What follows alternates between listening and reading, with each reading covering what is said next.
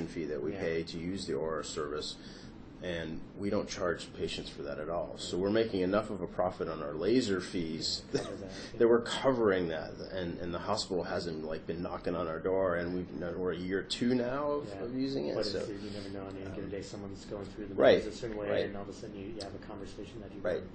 Right. Well, I've actually been working with the hospital now about this issue, and because they wanted to have yet another line item fee, and I said, please don't make me do this. This is just going to destroy my ability to talk to patients. And so now they're leaning towards a package pricing strategy. We haven't implemented it yet, but we're getting very close to it. So I will have this freedom in the future. Oh, that's great. That's useful to hear. So we're getting there. I mean, it's just it's just slow as molasses. I know.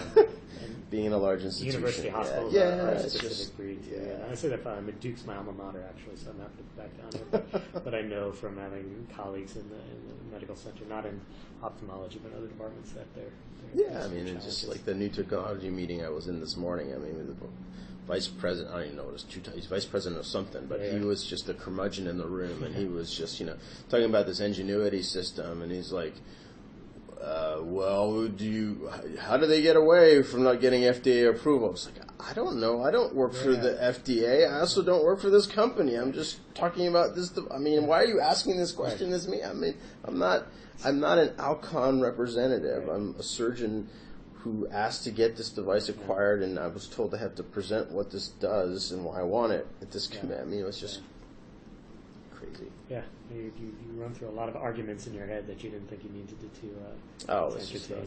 That's good. So let me ask you about timing. I want to be respectful of time. What's your window? Okay, so what I was thinking we could do, we walked through this prototype in a good level of detail with especially with Javon and Stacy. Got great feedback.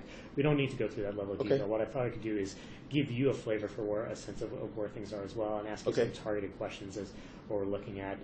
So rather than have you click around, which would be the usability test, we don't need to do that. Okay. So I'm not sure how much Aras told you, but basically where we are in this process is engaging in this research to understand the workflows associated with diagnostic measurement and how that feeds into surgical planning for cataract surgery, and then the carry-on points into what happens in the OR and post-op diagnosis, but really specifically focused on diagnostic measurement, surgical planning, and then looking at how we could have this integrated software-based experience for reference image capture, biometry and keratometry through the Argos, and using the Varian Vision Planner software to do surgical planning. Perfect. So as I understand it, you don't use the Vision Planner software for your surgical plans today. Is that right? Not really. I mean, I do mostly in order to get the reference image into the system, but not really for IOL planning so at all. IOL power calculation, how do you approach that? I primarily go through the LensStars software. That's what I understood. Okay, so and then you'll create a custom surgical plan in your own internal DMR system that brings in, the reference image gets pushed through, and then you have your surgical plan. Correct. Okay, so we're going to look at some screens that may or may not be familiar, because they're part of the Varian Vision Planner. Got it. Sweet. Actually, let me make sure I get this started. I'm going to record the screen. And feel free to look on this big monitor. It's the same thing on both monitors here. So I'll just kind of narrate you through what we're seeing here. This is very much what the current state looks like of what they would call the patient list screen on the Varian Vision Planner software. So we got some great feedback from the techs about kind of things they would expect or wouldn't expect with this. But if we're in a state here where we're looking at planned surgeries and you see this holistic list of patients, first question I have is it ever useful to have this pooled set of plans across all your patients?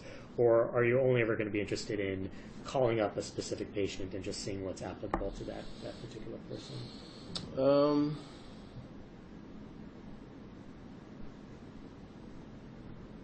It's hard to say for sure what I would like in the future. I think currently I pretty much think about one patient at a time, more so than I have like a whole list of patients. What a lot of our surgeons are doing nowadays, though, is on their way to surgery or on surgery day, they kind of have like a sort of a checklist. Okay, is this a lenses or not? Is this a restorer or not? Is this a toric or not?